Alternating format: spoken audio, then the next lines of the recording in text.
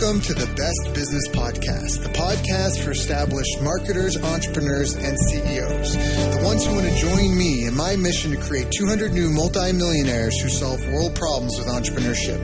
If that's you, then this podcast was created to give you access to the tools, training, strategies, and tactics you need to achieve multiple seven-figure profits as soon as possible. This world needs the best business you can build, so please get ready, open your mind, believe you can do this, and let's build a better world together for future generations. Hello everyone, thank you for joining us. My name is Daryl Urbanski, your host as always, and today we are joined by a very, very special guest, Vicki Irvine. Vicki is an incredible woman, and I first met her through one of her husband's, Lloyd's events. For a couple of years, Lloyd was one of my most admired mentors, and he really helped me put the pieces together, as well as connect me with other mentors such as Vicki and Ken McCarthy. And so it's such an honor and a pleasure to have her joining us today because her story is really remarkable. So after leaving her job and building her first company into $1 million business in 12 months, she learned very quickly entrepreneurship was the way to go. Today, Vicki mentors business owners and women on how to have it all in business, beauty, and balance while living a Superwoman lifestyle through her live events, coaching programs, and courses. She's mentored over 2,000 people and celebrities on how to increase their own wealth, boost their profits, and employ marketing strategies few have been exposed to. The success of Vicki's coaching practice was built on her keen sense of marketing that keeps her events selling out in any economy. She's also been featured in Millionaire Blueprint Magazine, Essence Magazine, CNN's HLM Prime News, USA Today, Lifetime TV, Bloomberg Radio, Essence.com, and Investors Business Daily.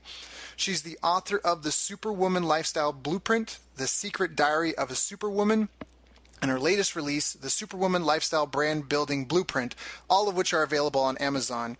She's also a host and correspondent for red carpet events, has covered the BET Honors, BET Bobby Jones Gospel, and Bally's Las Vegas. She is one of the strongest women I know and is truly an inspiration. Vicki, thank you so much for joining us today. How are you? I'm doing great. Thanks for having me. Hey, it's an honor and a pleasure to have you here. So, and I appreciate just some little chit-chat before the call. It's been a while. It's been probably at least a year since I've seen you.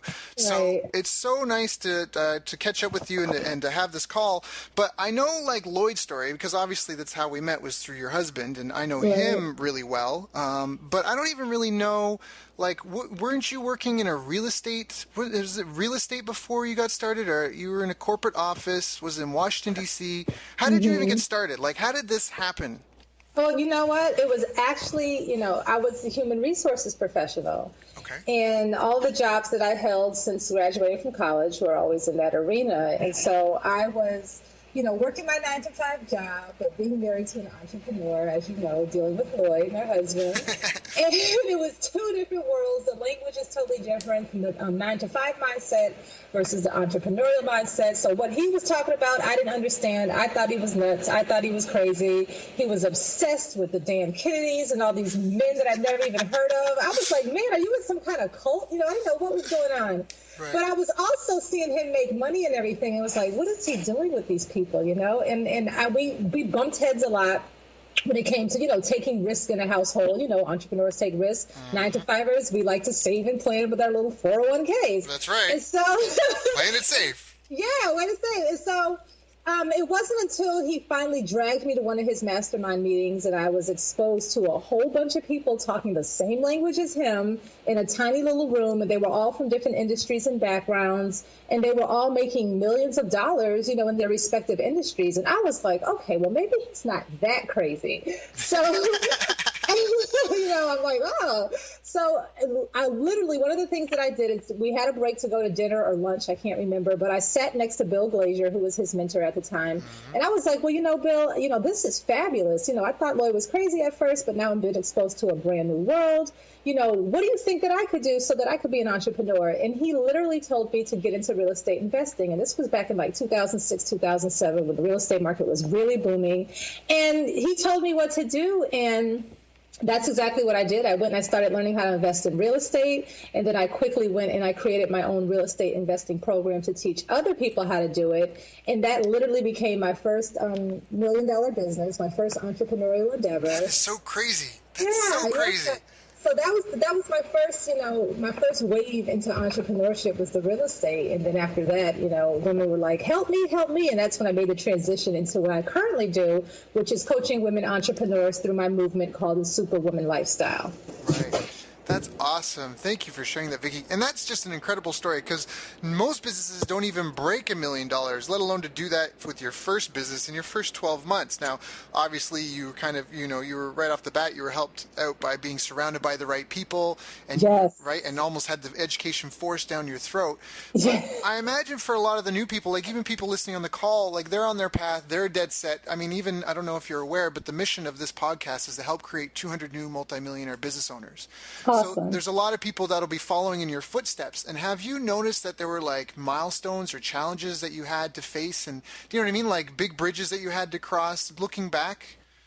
Absolutely. And you're right. It's not every day that you're able to make that kind of money, right out the gate like that. But I was very, very fortunate. I realized I was in a very special position to be surrounded by people who were already doing it and who really had a great understanding of marketing. So that was the first thing I realized is that it is all about the marketing. And that usually takes people a very long time to realize. They try everything else in business and they run from the marketing.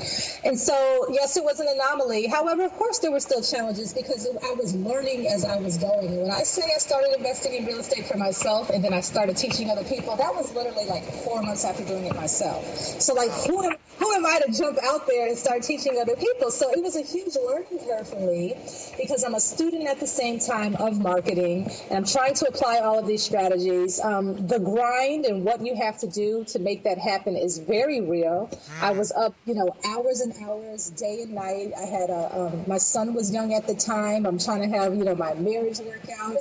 My house was in complete shambles. And I tell people that all the time. It wasn't pretty or sexy making all of that money because it was very, very demanding. And there's a lot of work and action that you have to do to make that happen. So my biggest challenge was adjusting to this different lifestyle. When you work a 9 to 5, this is the thing. When you're working a 9 to 5, you complain how much you hate it and you hate the hours. But when you're an entrepreneur, there are no hours. It's nonstop. Yeah. Yeah. And so now I think back and I said, gosh, I wish I could go from 9 to 5 every day. That would be wonderful to shut everything down at 5. Now I'm like kind of missing it a little bit, right? That's right. Yeah. Because 5 o'clock, you're done. Like you walk out the door, you leave you're like Friday at 5, you just take a deep breath, you walk away and you're like, I'll come back to it Monday. But when it's your business, when those people, it's your name on everything. Yes. Yeah. So that was my biggest challenge was learning how to adjust to this different lifestyle and balance and not feel lost and not feel like, oh my gosh, am I just going to be working nonstop all the time? Because, I was like, this is a bit much, Right. So it was just trying to adjust to an entrepreneurial lifestyle and trying to learn at the same time. And it was a serious grind. So you said something that was really interesting, and I feel like I want to ask some questions about that. When you say it's all about the marketing, and that it takes some people, a long time to get around the barn and kind of come to that understanding. Can you explain that a little bit more? What do you mean by it's all about the marketing? Absolutely.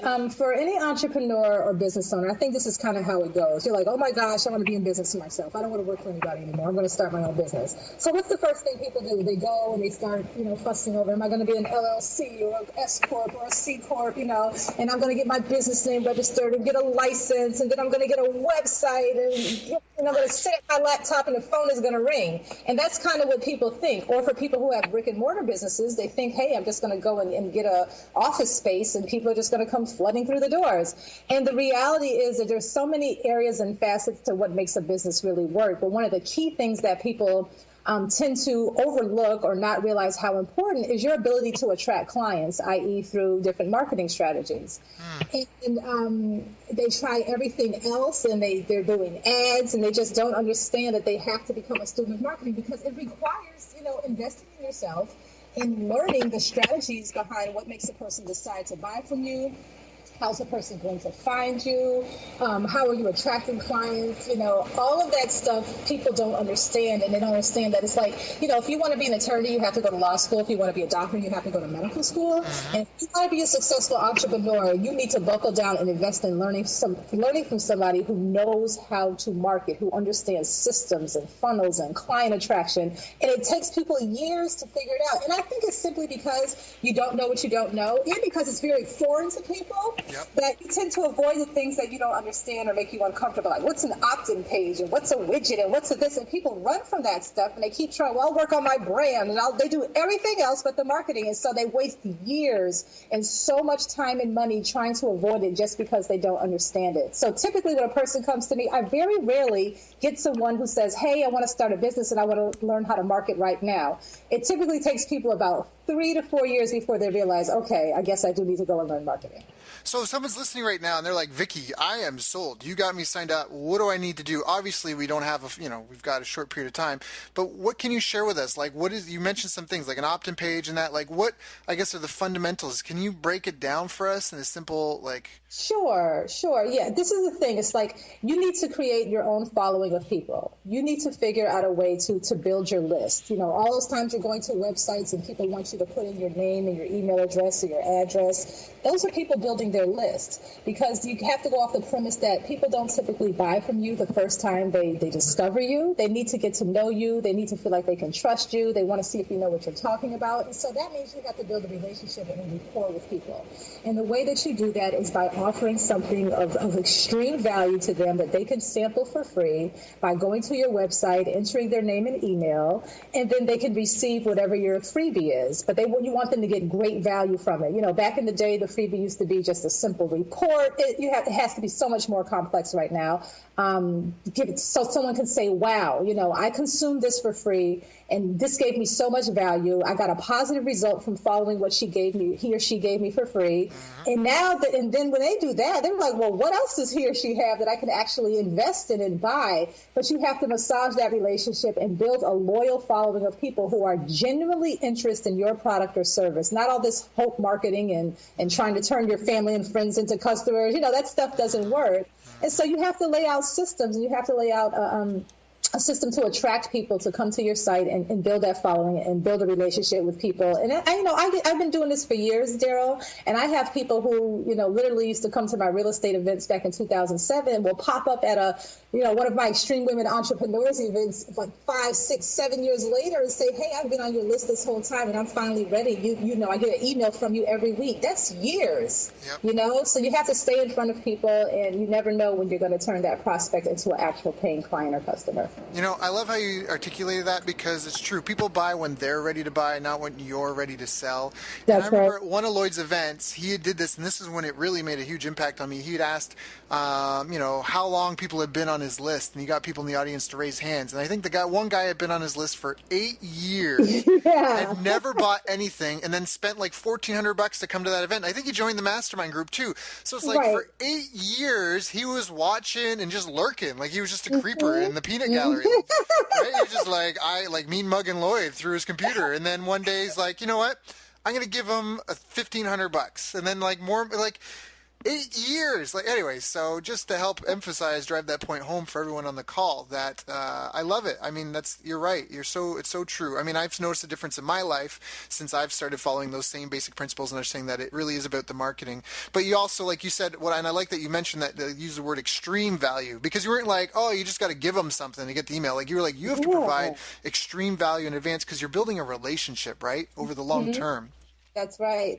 And what used to work, people used to do just a little free report or a little free this or that. I recently spent a whole day doing a free video training that I'm going to give away for free. I'm like, gosh, this is work. I'm sitting here in front of a camera all day to give this away for free. But because I put some time into it and I made it really valuable, the people who opt in and get that free 7-day business and branding boot camp that I give away, they love it. I'm getting emails all day from women going, oh my gosh, I can't believe you're giving this for free. I love it. And these are the women who are ending up to start to buy stuff from you, because you already given them so much value for free. It's worth it on the front end, because the back end payoff is going to be so much bigger when you really put some time and effort into it. So that's now, were there any other big challenges? I mean, first you even talked about making the money. Like, are there, again, once you've made it, are there other hurdles? Like, I've arrived and life is grand, I'm going to kick with my legs up on the beach, or? No. I wish. No, there's other challenges. One of the things that you have to be mindful of is you have to make sure that you evaluate and reevaluate your team every now and then, and that goes for the people working for you, your assistants, your accountants, your money people, because the money you were making before is very different from the money you're making now. And if you're working with a tax person who's used to just dealing with people who make $60,000 a year, or maybe low six figures, all of a sudden you've got millions coming through. That's not the same tax person that you need anymore. And so I think people don't realize that, and you don't think about that. So we had a lot of bumps and bruises as it pertains to changing your team and bringing the right people with you as you begin to go up the levels. Income-wise and success-wise, you have to change your team. You'll have to do that several times throughout the life of your business too, because the goal is to continue to go higher. And so you have to continue to say, are these the people that I need right now where I'm at in my business? And if not, you have to bring in the better expertise. So those were big challenges that we had to learn too. And I always tell people to look at that, because when you're in it and you're fumbling through, you don't know what you're doing. Right. So it's great that you have information like your podcast there, where we can give out the information on, the things that we went through, and somebody listening to this right now may be like, okay, I did make a huge jump. Maybe I need to get a new tax person, stuff like that. Now, when you mention the team, part of I hear you saying that, I'm like, okay, but who do I even need on my team to begin with? Are there there's some, personally, how do you decide when to hire someone to bring them onto the team?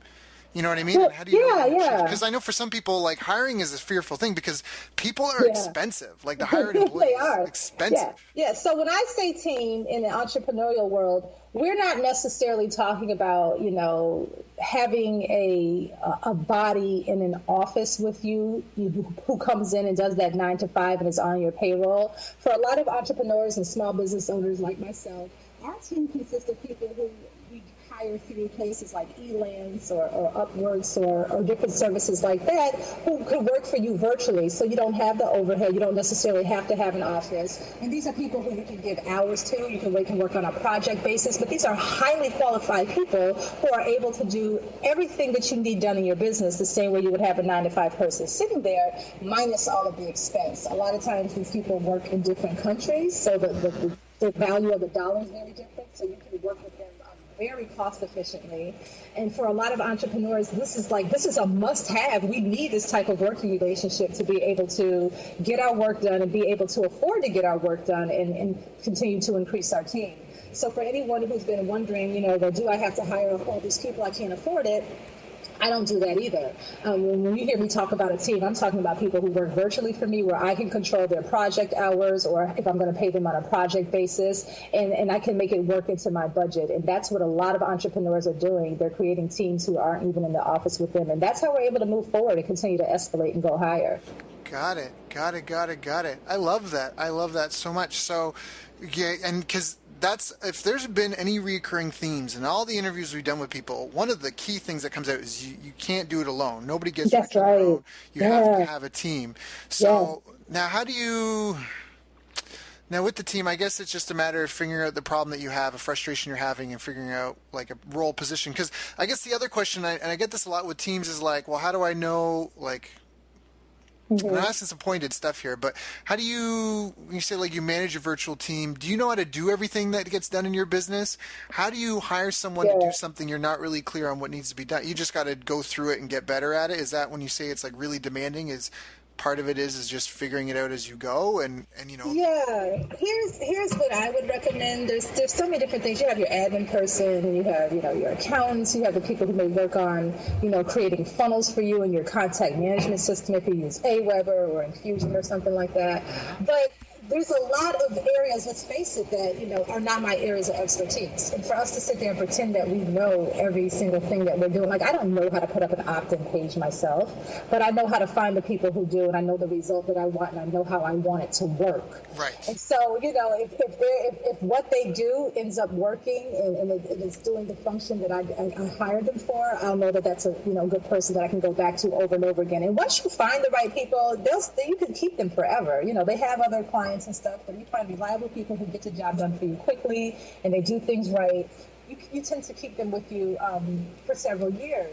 So there will definitely be areas of business where you need to hire people where you don't have a clue how to do what they're So there are some learning curves. The great thing about, hiring through the services that I mentioned, like Elance and companies like that, is that they have rating systems, and it's very closely managed where people who've worked with them before are able to rate their work. So they have high rankings, 5 stars. Someone is not good if people keep consistently giving them 1 star or whatever, and they have reviews. And so you can go straight for the people who have made a lot of money there, who have consistent clients. You can see their whole history. So you tend to know who the better people are, the way the system is managed. But yeah, there'll always be some areas where you don't know. You're hiring people to do things that you don't know how to do yourself. Right. I do recommend that people, learn marketing and know the end result that they want.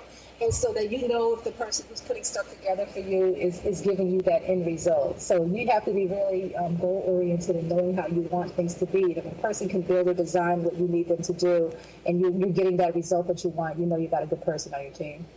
That's awesome. Thank you. Well, thank you for sharing that. And I love the insight that you can and that's something that I know that I do as well online is, hire people that have proven to be competent at what you need them for, and the transparency that you can get with some of these online hiring sites. So, yeah. I mean, all right, so it's all about the marketing, and you need a team to do it with you, and you're going to have to keep an eye on the team, and I guess team building and team management is a skill set that if you want to be successful in business, you have to learn to be competent at. Even if, you have a project manager and an admin person or, a manager, you still have to learn the basics. Do you find that a lot of people still get stuck or make common mistakes? Like if they know that and they're going down that path, like, all right, I'm trying to build my team, and all right, I'm trying to focus on the marketing. You've worked with thousands of people. Do you find that people kind of make like the same mistake, like when they're trying to go through that, when you're guiding them and they're trying to follow your path and they're going along that way? Are there stumbling blocks that people get caught up on? There are. First of all, the person has to be, coachable. Right. People will work with you and say they want help, but then somehow they'll go and try to find their own way, or they'll try to shortcut the process that you're giving them. It's like follow A, B, C, and D, and the person says, okay, and then they go and they follow A, and they feel like skipping B and C and go straight to D, and then they come back and say, oh, that didn't work. And so one of the things is being coachable and understanding that, things that are being given to them are models, or not things that I'm making up, or most of us don't just make stuff up. We're trying to give you proven strategies and things that have worked for ourselves and countless other successful people that you can just emulate. And so one of the biggest things is everyone's on a quest to do things so quickly, and they want to rise to the top so quickly, but it is a process, and you have to lay the foundation and follow the steps. So people spend a lot of time stumbling and fumbling, trying to shortcut the process, when if they would just, give themselves allow themselves to relax and lay a good foundation, they can get the result that they want. So that's one of the biggest things I see people doing is just kind of getting all helter-skelter and trying to take on too much themselves. People still have this. We still have this. I think humans still have this, I can do it cheaper and better myself mentality. I find myself doing that sometimes. Or hey, it took everyone else, a year. I'm going to get it done in 4 weeks, right? Yeah, 4 weeks, and it just doesn't working out that way. And so we have to let people,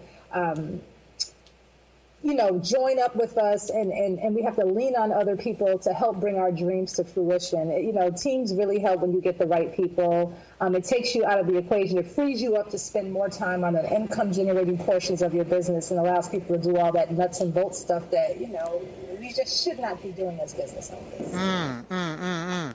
Can you talk a bit about some of the income-generating activities that a person could be doing? If they're listening to this and they're lost, like what is, because I love what you said, and I'm such a huge advocate. I have a reminder that pops up on my phone every day, be productive, not busy. Because it's not about trying to be busy all day, it's trying to be productive. So, for you, what are the most important income-generating things that you can do in a day? So for me, and most business owners, I feel like it's our job to make sure we're attracting new clients every day. I think it's our job to make sure our marketing systems are in place and that we are out there working our social media or different ways that we're marketing, and we're making sure that we are writing to our list. That's one of the things that I don't turn over to anybody else. Some people do if they find someone really good, but I like to write my own newsletters and e-zines to my list because I've studied copywriting, and I know what to say and how to say it to get someone to take the action that I want them to take. And also infusing my personality into copy and connecting with people has been very beneficial to my business. People will end up working with you based off of the, craziest things. Oh, you have a son, I have a son. Oh, I want you to coach me. Yeah. So when you have that personal connection infused in your writings and your dealings with people, I feel like as a business owner, it's our job to go out there and make those connections and make people like you and build that rapport. And so I encourage every business owner, entrepreneur to spend a lot of their time making that happen, because that's how the income comes in. You being you and infusing your personality and being human and making connections with people and telling your story and finding commonalities with other people. Those are the things that attract people to you and make them want to end up working with you. So focusing on the marketing, client attraction, and making connections and being at the right networking events. A lot of them are a waste of time. It's like the blind leading the blind. But being at the right networking events with the right people, offering value to other people first and not trying to be a taker all the time. All of those things, I spend a large amount of my time doing that in my business, and that works for me. I love what you said. You're kind of fading out. I don't know but I love what you said there about how giving before you take, being a giver before you try to take anything. I think that's huge. And the networking and building the relationships. Now, what would you say if someone said, yeah, but that's not my my business is different? Yeah, everyone thinks their business is different. Everyone thinks their business is different. Everyone, sometimes when they come from a more corporate or stuffy environment, like attorneys and doctors and dentists and chiropractors, they don't see how a lot of direct response marketing, which is what we teach, fits into their world. But I happen to know plenty of attorneys and doctors who have adapted this style of marketing, and it's made their practices take off. And so what happens in industries like that is everyone looks around and they kind of all look the same because they follow each other. And they all look like, I call it the yellow pages syndrome. When you want to have your air conditioner fixed, you just open up the yellow pages and you can literally close your eyes and just point to an ad and just call them because they all look the same. Right. And in more conservative industries like that, they feel like they have to do what everyone else in their industry is doing, and they wonder why they're struggling. And so the people who understand that their business, it's not about your business being conservative, it's about you connecting to the people who have to make a decision to work with you or not. Yeah. And using these strategies and focusing on that will help any industry. I don't care how stuffy you think it is. So you have to kind of sometimes do the opposite of what your industry's doing. Yeah, you have to be a renegade. You have to be willing to go against the grain, right? To just stand out and to change things. I mean, look at Elon Musk. He's done that in every industry he's gone into, and he's had massive success. He goes in and he just totally rebuilds it from the ground up. Even like Tesla, he's like, we're not going to sell the way everyone else sells. We're going to sell direct to consumer. And it's about making it better. Like, it's solving a problem and trying to solve that problem better than everyone else. So that's right. Yeah, well said. Vicki, you're so smart. Now, do you feel that at any time, if anything, was there anything holding you back, do you feel, like, as you're going through this?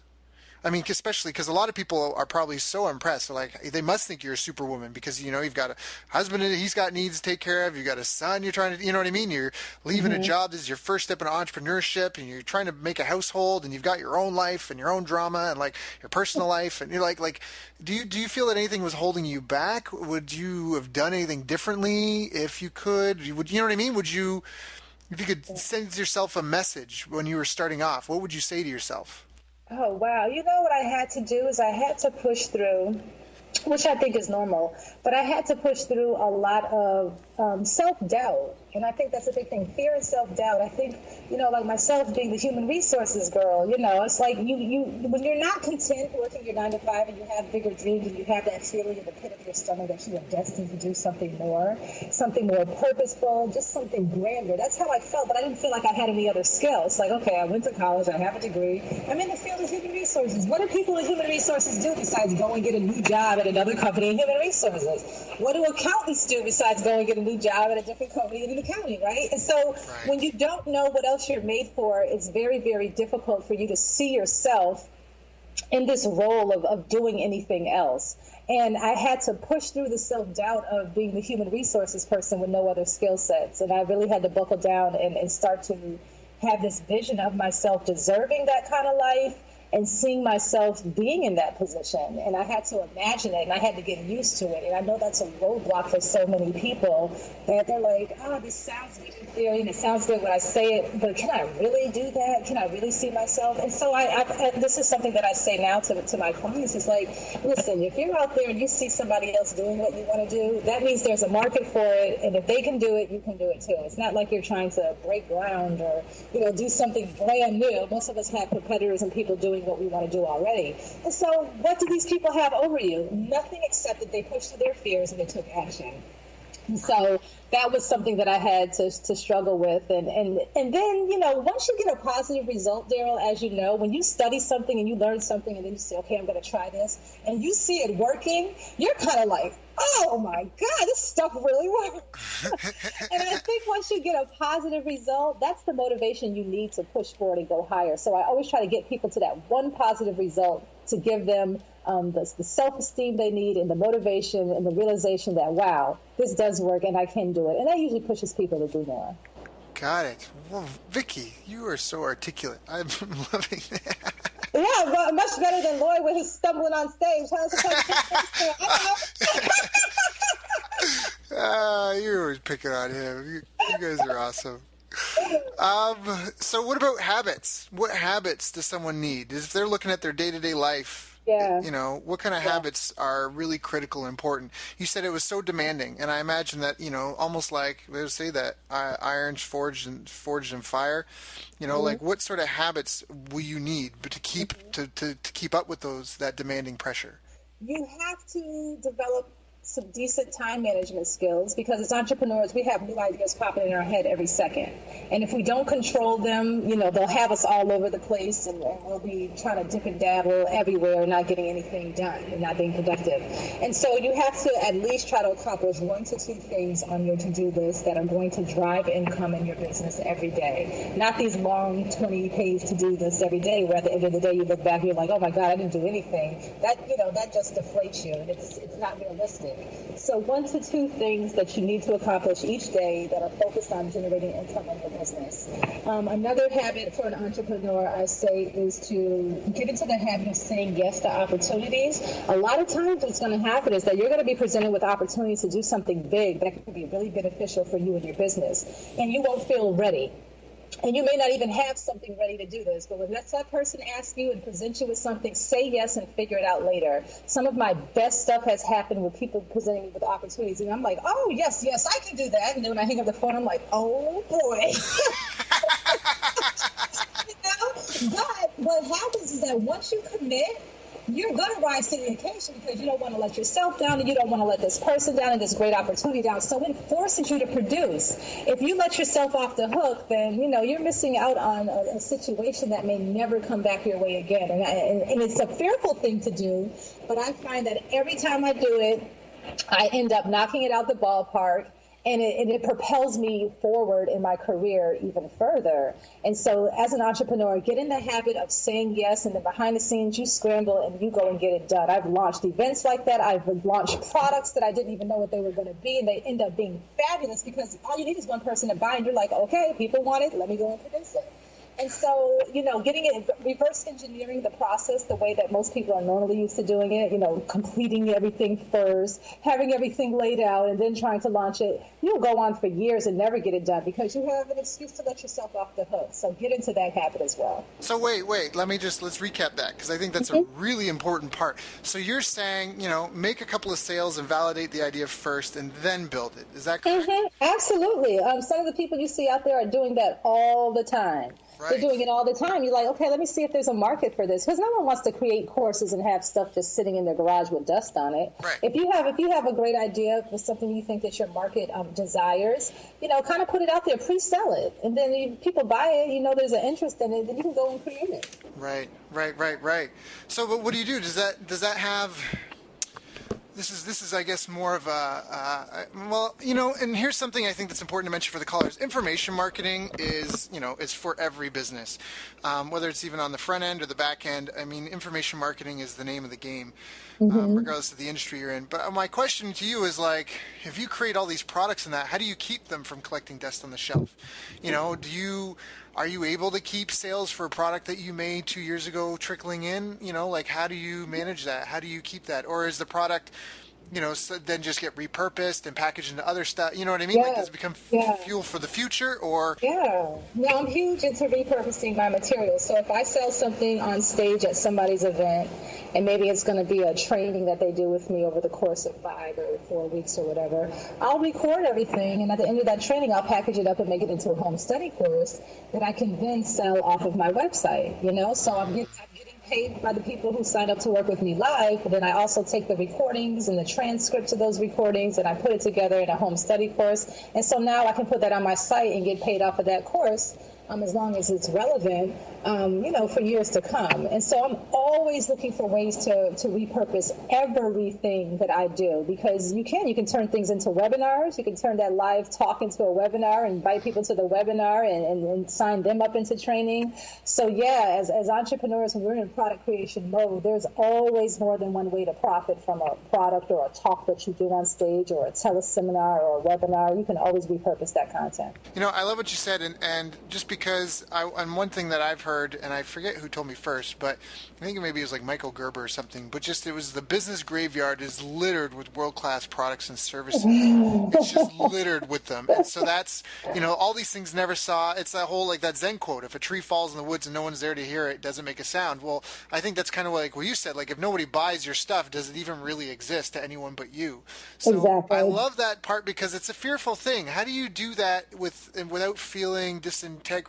Because I know that's come up a couple of times with me with clients where I've suggested that and they're like, there's no way. What am I going to sell them, a bag of air? So how do you approach that, selling something that doesn't exist yet? Yeah, well, for me, I know that I'm going to create it. You know what I mean? I know that I'm going to go and create it. If I'm selling a course, and let me tell you a process that I just did. I just got back from LA.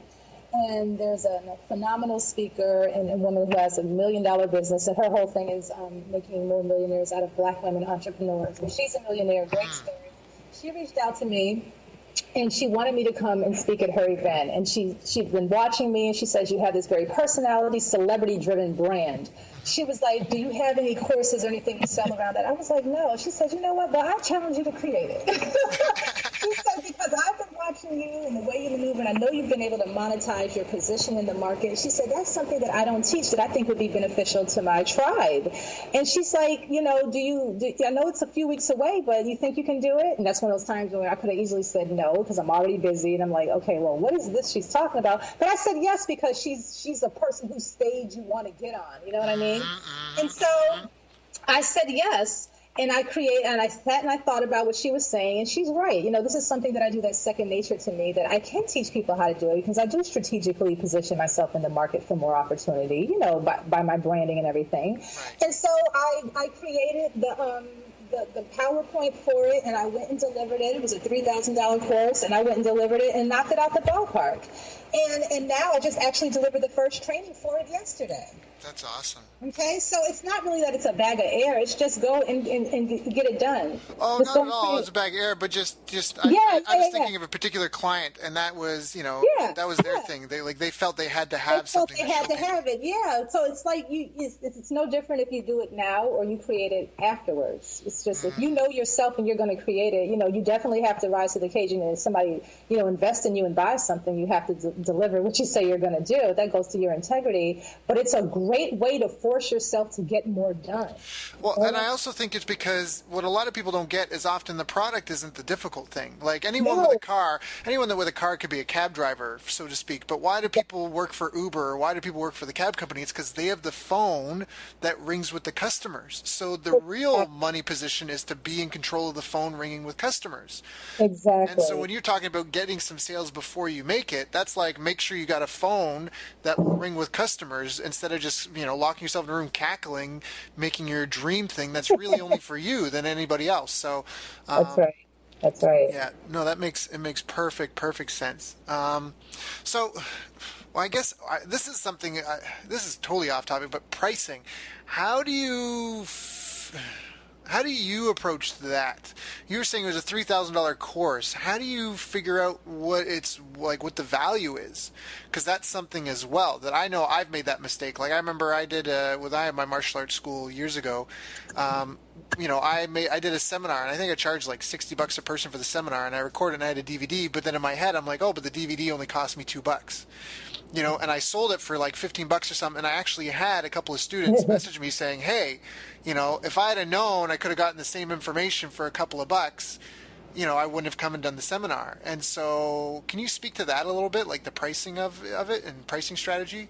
Yeah, people ask me that, like, well, how do I price this or whatever? And I think it's a combination of things. For me, I would sometimes look around and see what other people in the market were charging for their event registration or for their high-level coaching or whatever. And you kind of get a pulse for what people are doing. But people can either position themselves as the highest price, the middle, or the cheapest. The worst position to be is the cheapest. I'm never going to be the cheapest, right? I consider myself more of a luxury brand. And so you have to be able to, A, back up the value and bring something that the other people who say they do what you do, you have to be able to kind of have something different, have a higher level of knowledge. There's a lot of people who say they do what I do, but they don't have the level of knowledge that I have. And so they're not able to command the higher prices. And so I base it on the knowledge and the investments that I've made in my own training and the knowledge and my ability to get a positive result for people. So if someone's going to invest $20,000 to work with me for a year or something like that, I have to be able to get them a positive result. And I know that I can do that. And I know that I can do that because I have people who will do that multiple years with me, right? You get repeat clients, your value is there. Yep. So it's a combination of looking around at what other people are doing and making a decision as to where you want to place yourself. Do I want to be the highest, the midway, or the cheapest? And so I have always said the best place to be is the highest price with your ability to back it up, because you attract a higher level of client, you attract a better client, you attract people who tend to work harder, and the people who are who really value self-investment. You don't want the pain in the butt clients who are always looking for a bargain and want to barter and get stuff for free. That's not fun for anybody.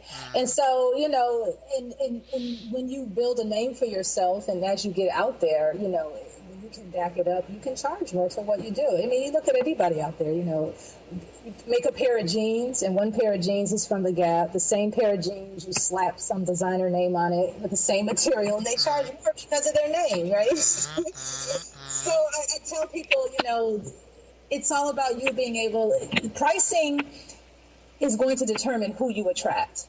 If you are looking for the upper echelon type of client who is going to value self-investment, is going to listen to what you say, and that's tend to happen. There's nothing is absolute, but for the most part, you're getting people who are like, listen, what do I have to do? Here's the check. I'm ready to follow you. Those are what you call your dream clients.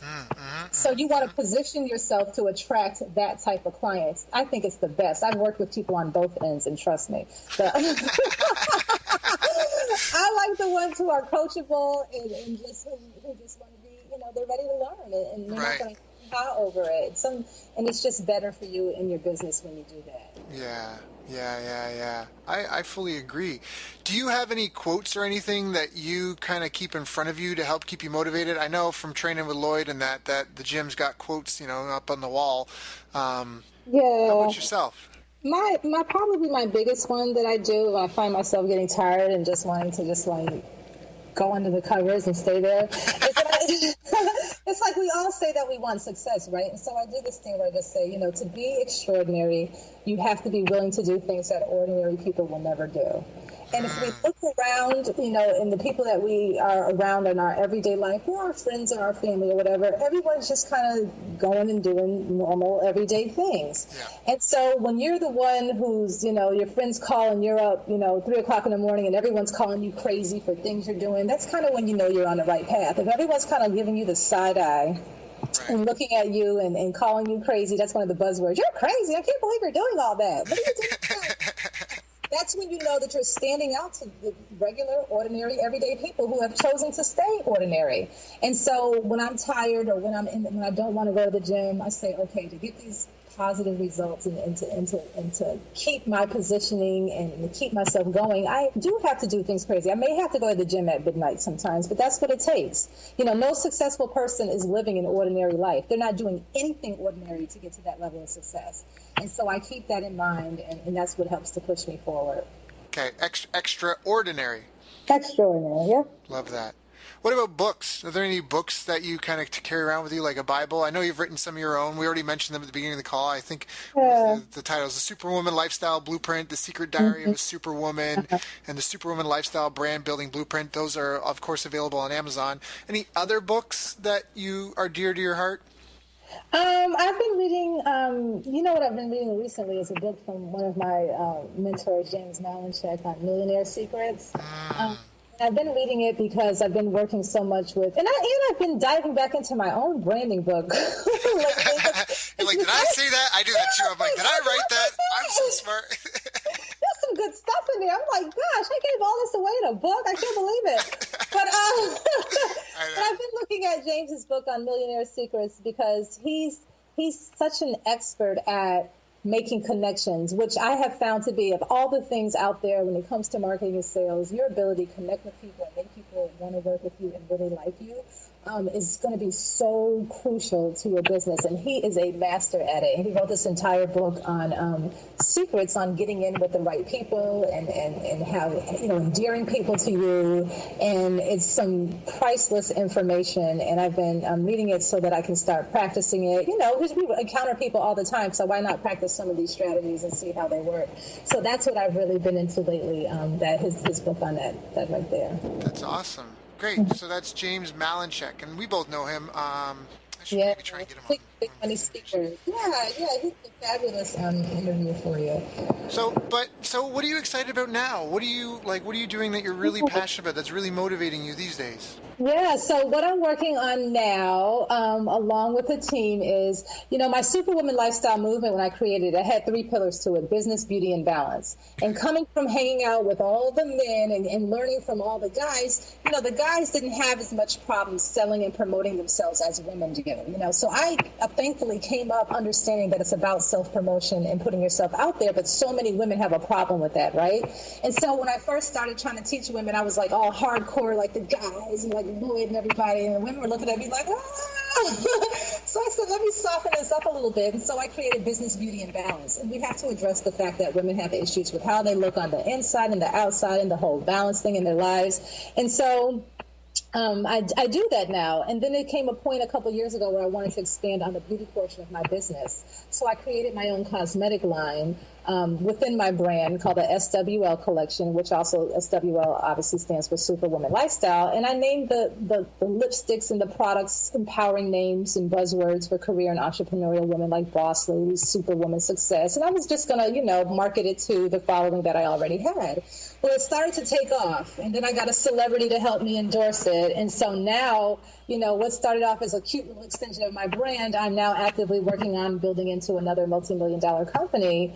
And so I've taken this summer and right now I'm really working on getting the brand out there and doing some viral marketing that we're going to be doing to introduce the brand to the world and really getting a whole new customer base with the whole cosmetic line and following, of course, the same marketing strategies, the same stuff I did for real estate, the same stuff I do for my coaching business. I'm now applying those same marketing strategies to the cosmetic business. And a lot of it, as I look around and do my market research, the cosmetic business has never done before. And this is one of the key things, too, I want to let your followers and your listeners understand is that there's a lot of big businesses out there who don't employ a lot of the strategies that entrepreneurs and small business owners do. And they're missing.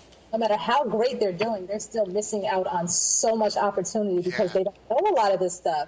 And so I'm kind of coming into the cosmetic industry and applying this to see how it works because I don't see any other cosmetic industry doing it. So that's going to be fun. That sounds like a lot of fun, and especially as a woman. Yeah.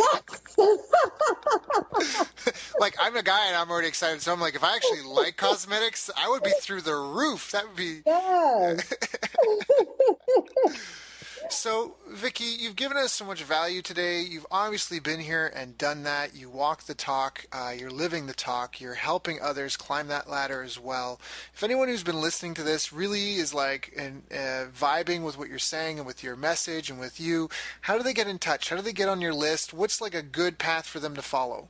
Absolutely. They can go to my website at vickyirvin.com, and it's VICKIIRVIN. That training that I mentioned that I spent a whole day giving away for free, that's on there. It's called the brand. It's my boot camp on branding, business and branding, and you'll see a chance to opt in and get started with my video training right away there. I also have a great CD that I did with Oprah Winfrey's boyfriend, Stedman Graham, who's a frequent speaker at my events. We have a CD together on success. Right. Can you say that again, just because that you cut out there? I know what you're saying, but can you just say that again? Sure. A CD with who? Make sure. Can you hear? Okay, with Stedman Graham, Oprah Winfrey's boyfriend, who is a wonderful businessman, a very successful businessman. Prior to meeting Oprah, he runs a multi-million-dollar company, Stedman Graham and Associates, and he's a speaker and he does trainings for huge corporations on leadership and success. And he's been a speaker at my event a couple years in a row, and we've done some CDs together on success where I interview him and we talk about branding and success secrets, and you can get that, you can download that audio for free on there as well. Every thought leader and industry leader who's gotten their hands on that CD is like, wow, this is some serious stuff that Stedman is dropping here. So these are the types of things you can go to my website and get for absolutely free at vickyirvin.com. And again, the spelling is VICKIIRVIN. Vicki, is there anything I should have asked you that I didn't ask you? Man, you're pretty thorough.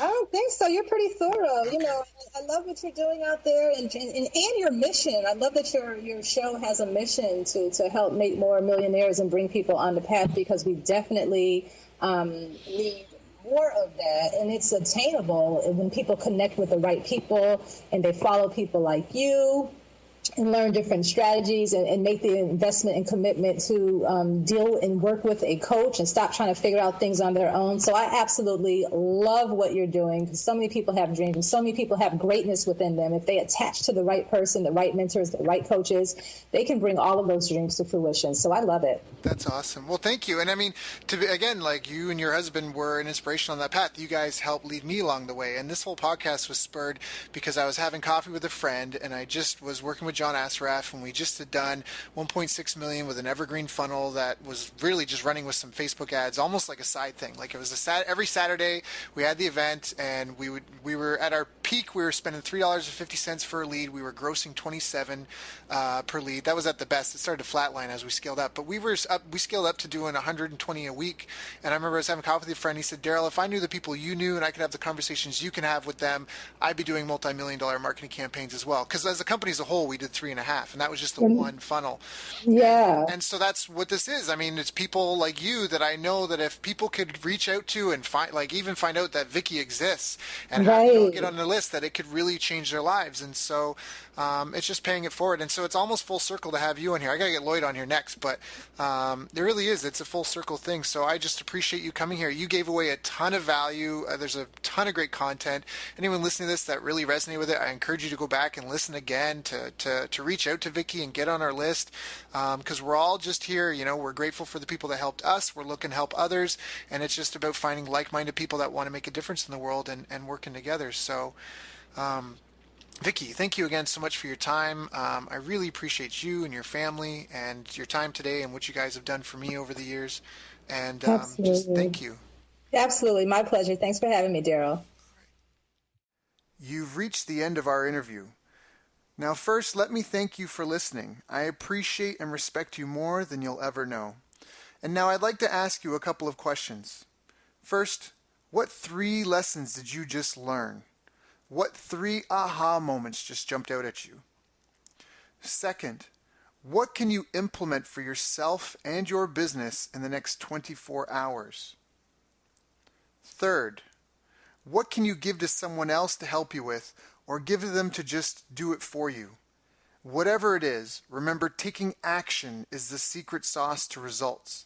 Now, if you think this interview would be helpful for a friend, please give them a link to it. It'll help them and it'll help me too.